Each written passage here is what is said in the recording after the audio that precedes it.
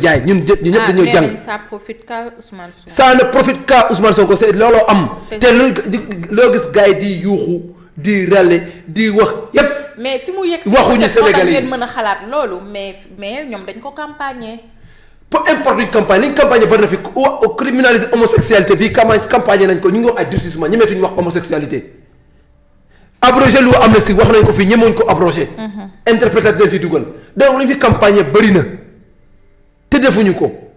donc loolu du wax loolu ay waxi naxa sàndang la li fi am nag mooy ne le code électoral su leen neexee ngeen modifier vous avez votre majorité à l'Assemblée nationale.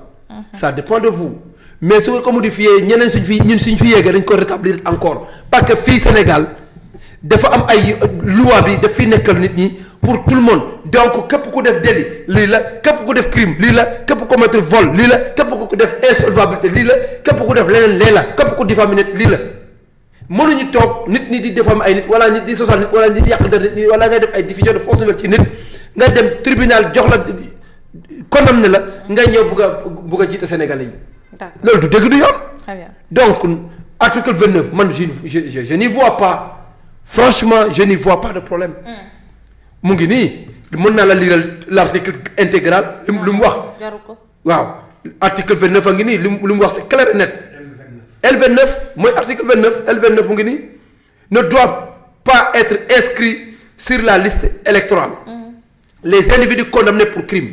Ceux condamnés à une peine d'emprisonnement sans sursis ou à une peine d'emprisonnement avec sursis d'une durée supérieure à 1 mois assortie ou non à une amende pour l'un des délits suivants: viol, escroquerie, abus de confiance, trafic de stupéfiants, détournement et soustraction commis par les agents publics, corruption et trafic d'influence, contrefaçon et en général pour l'un des délits passibles d'une peine supérieure à 5 mois d'emprisonnement.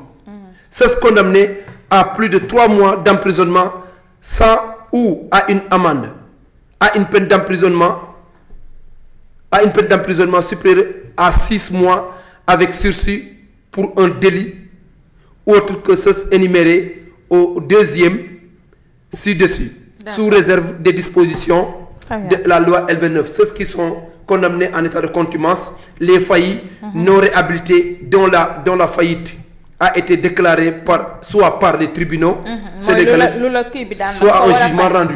waaw lu la yoon daan da nga ko war a fay. da nga ko war a fay. bu nekkente ni yoroo société bu nekk fayit. waaw te loolu ay enquête ñoo koy révélé. enquête ñoo koy révélé. lii dafa leer mais yow comme foo mos a gis kuñ jàppee trafic de drogue. wala nga def escroquerie wala nga def ay contrefaçon wala nga def ay pénicité fii nii. yow kooku noonu ñu teg ay daan nga ne daan yooyu noonu da nga koy modifier pour que kooku du yéeg pour que kooku mën na candidat. mais non xaw ma ndax ci loolu lañ nekk xaw ma ndax ci jeu de yooyu boobu lañ nekk ak dilatoire ak manipulation boobu noonu mais article 29 moom li ko gën a leer amul L29 li ko gën a leer amul nañ bàyyi L29 mu wéyal. D'accord. Elle est là pour tout le monde man mii je suis concerné Touré mii il est concerné Aïssata Tall Sall il est concerné elle est concernée tout le monde est concerné parce qu'en réalité cette loi là ne vise personne mais elle est là pour tout le monde.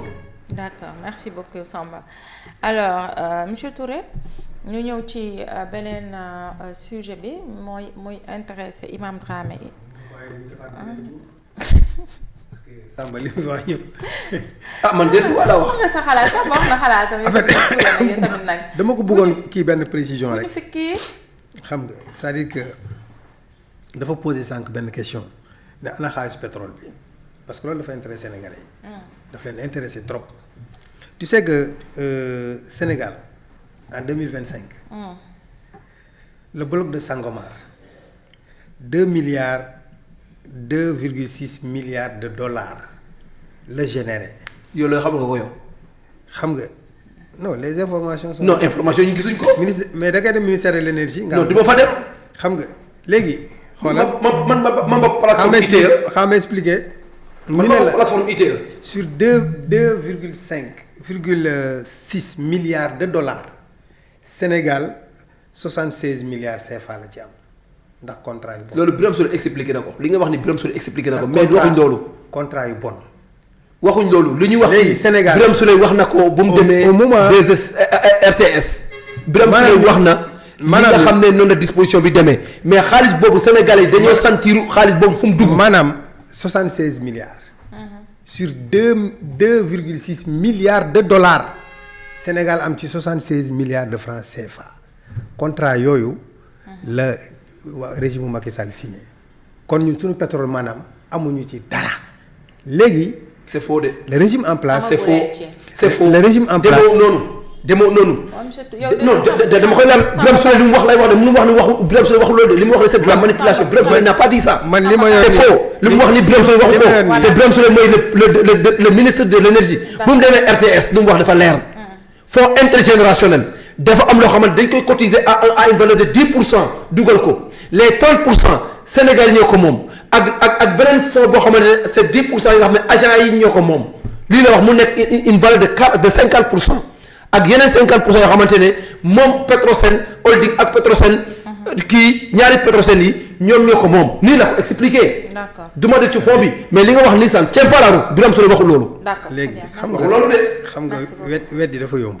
non weddi wu ma Birame Souleye moo wax nii mën naa teg vidéo bi mën naa teg vidéo bi.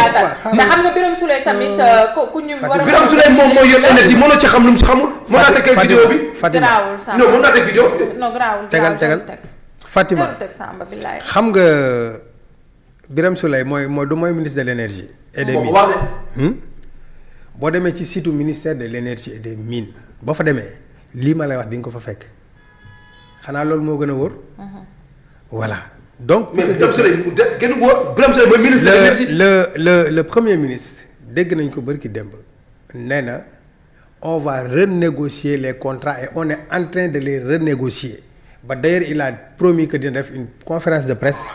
xam ñetti contrat moo fi dox benn bi mooy contrat bi ñu am ak Woodside ci projet Sangomar mooy pétrole bi projet bi nga xamante ni bii moom la Sénégal signé ak BP ak Cosmos ci GTA bi te bokk ak Mauritanie muy le projet. dafa gudd nag.